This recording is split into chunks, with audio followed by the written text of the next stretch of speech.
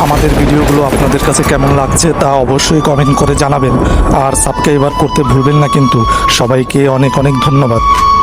রাগী জেদি পিচ্চি বউ পর্ব 12, প্রথম বড় উদযাপন। সকালের আনন্দের প্রস্তুতি। সকালের আকাশে সূর্যের প্রথম আলো। মায়া এবং তানভীর আজকের দিনটা একটি বিশেষ উদযাপন হিসেবে ধরে রেখেছে। মায়া হেসে বলল, আজকের দিনটা সত্যি বিশেষ। তুমি কি আমাকে আরো আনন্দ দেবে?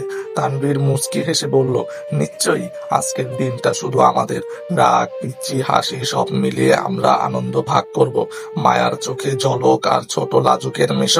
তানভীর ছোট পার্কে নিয়ে গেল মায়াকে। সেখানে সাজানো ছিল ফুল এবং হালকা লাইট। মায়া প্রথমে চিন্তিত হলো, তারপর রাগী পিচ্চি স্বভাবের মধ্যে মধুর হাসি ফুটলো। ও, তুমি এটা করেছো? সে হেসে বলল। তানভীর ধীরে বলল, হ্যাঁ, কারণ আমি চাই তুমি সব সময় খুশি থাকো। আজকের মুহূর্ত আমাদের প্রেমকে উদযাপন করবে।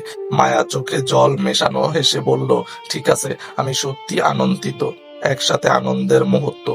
তারা কেক কাটলো, ছোট নাচের মতো হাঁটাহাঁটি করলো এবং হেসে খেলতে খেলতে সময় কাটালো। মায়া হেসে বলল, আমি সত্যি খুশি যখন তুমি পাশে থাকো। তুমি সব সময় আমাকে হাসাও। তানভীর আলতো করে তার কাঁধে মাথা রাখলো। আমি সব সময় চাই তুমি হাসতে থাকো। রাগ, পিচ্চি সবই আমার জীবনের আনন্দ।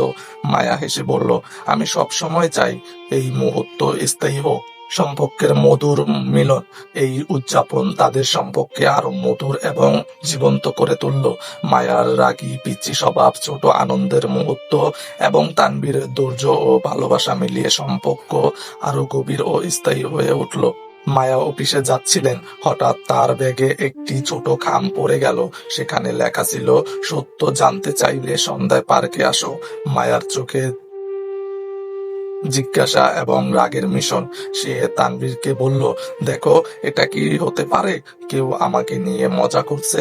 তানভীর হেসে বলল, চিন্তা করো না, আমরা একসাথে যাব এবং সব সত্য জানবো। মায়ার রাগী পিচ্চি স্বভাব মিশে উত্তেজনা তৈরি করলো। সন্ধ্যায় তারা পার্কে পৌঁছালো। সেখানে একটি ছোট টেবিলের উপর খাম।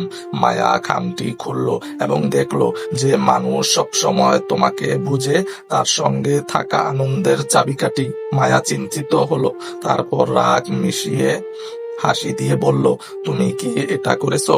তানভীর মুচকি হেসে বলল, হয়তো, কারণ আমি চাই তুমি সবসময় হাসো। মায়ার চোখে জল আর লাজুক হালকা রাগী স্বভাবেও মধুর হাসিতে মিলন, রোমান্টিক মিলন। তানভীর ধীরে ধীরে বলল, মায়া, এই খাম আমাদের সম্পর্কে ছোট রহস্য। আমরা একে অপরকে সব সময় বুঝবো। রাগ, পিচ্চি সব সহ্য করব। মায়া হেসে হেসে তার হাত ধরলো।